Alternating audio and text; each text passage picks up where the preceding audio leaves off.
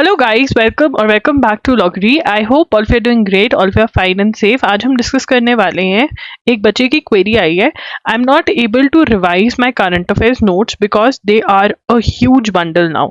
तो क्या ma'am notes बनानी ही नहीं चाहिए? क्योंकि देखो अब इसको दिक्कत आ रही है। अब जब बच्चे रेगुलरली नोट्स रिवाइज नहीं करते हैं और महीने दर महीने के नोट्स इकट्ठे कर लेते हैं कि चलो अगली बार कर लेंगे, चलो अगली बार कर लेंगे, तो वो इकट्ठे हो जाते हैं और अब उन नोट्स को देखकर डर लगता है। अगर वही नोट्स को आपने रेगुलरली वीकली, डेली या मंथली रिवाइज किया होता तो आपको डर नहीं लगता कि हाँ ठीक है, 4 मंथ्स में से 3 मंथ्स के हो रखे, चौथे मंथ के 15 दिन के कर लेते हैं, फिर 15 दिन के।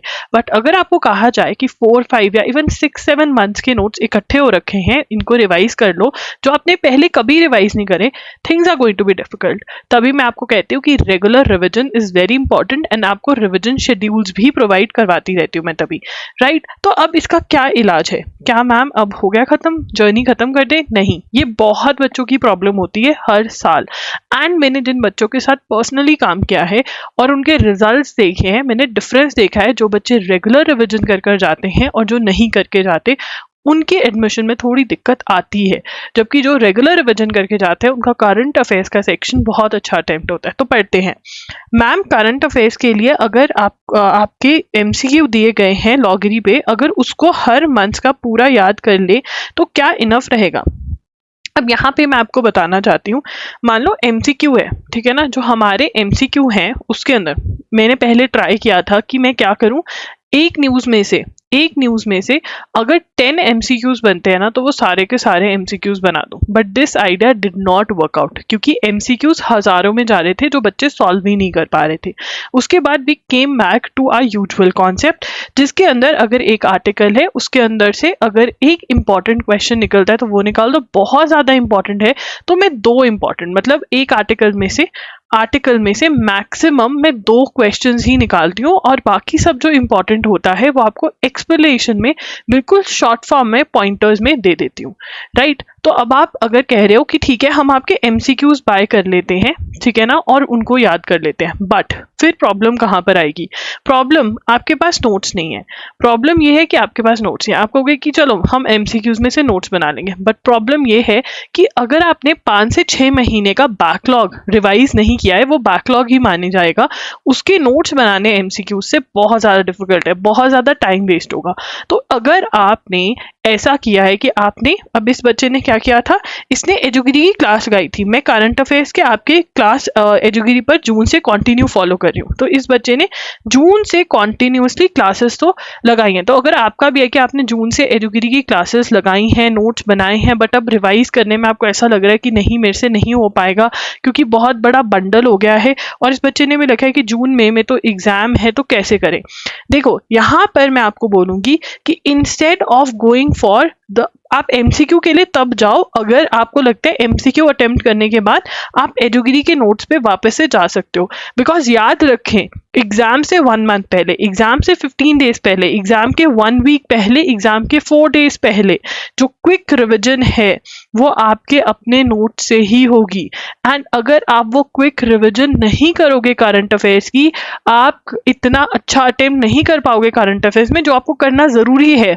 आप याद रखिए, हर कॉलेज में, हर स्कूल में number of seats are limited and बच्चे हैं जो रिवीजन कर रहे हैं, देयर आर किड्स जो रिवीजन कर रहे हैं, ठीक है। तो इट इज इंपॉर्टेंट। अगर आप exams like JMI, exams like PU LLB, इतने सारे क्वेश्चन 50 to 60 मार्क्स इसी के हैं, करंट अफेयर्स के हैं।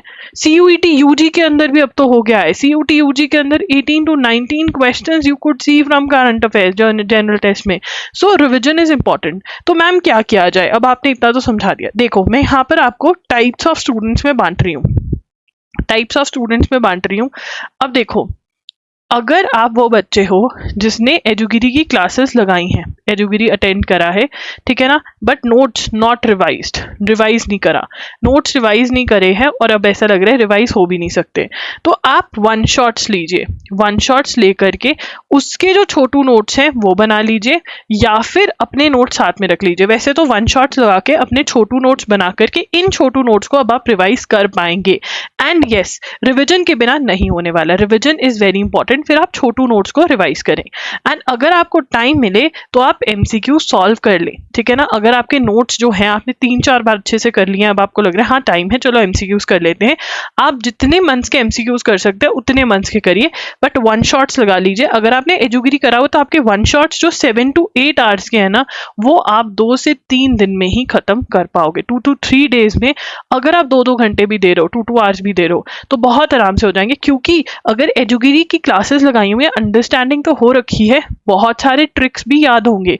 अभी लग रहा है कि नहीं याद, बट जैसे ही क्लास देखोगे तो वो हो जाएंगे। तो क्योंकि आपने मेरी ही एनालिसिस लगाए हुए हैं और मेरे से ही समझ रहे हो, तो और भी हो जाएगा। कहीं और से लगाए हैं तब भी कोई दिक्कत नहीं है, ठीक है।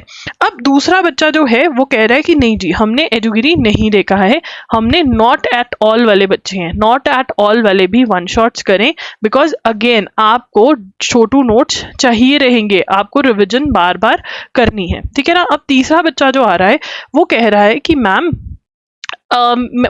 मेरे को एजुगिरी के नोट्स मैंने बनाए हैं, ठीक है ना, बट रिवाइज थोड़ा बहुत करा है, तो मैं क्या करूं।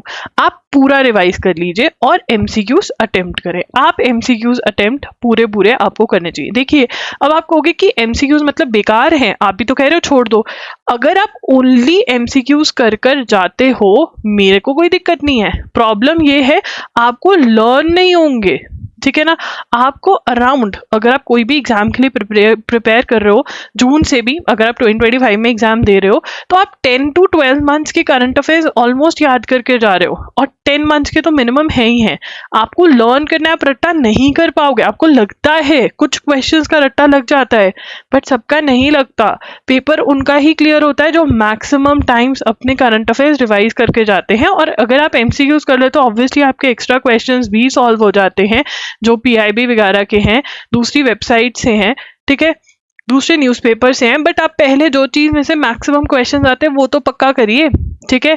सो अगर आपने एजुगिरी फॉलो किया, उसके नोट्स रिवाइज नहीं करे, अब लग रहा है नोट्स रिवाइज नहीं हो सकते ड्यू की टाइम नहीं है, 12th के बोर्ड्स भी हैं, या लग रहा है कि नहीं मेरे से नहीं हो पा रहा है, डोंट वरी, वन शॉट्स लीजिए, वन शॉट्स को करिए, छोटू नोट्स बनाइए, पर इन छोटू नोट्स को रेगुलरली रिवाइज करिए and you will be able to do it, क्योंकि छोटू नोट्स सच में बहुत छोटे बनते हैं।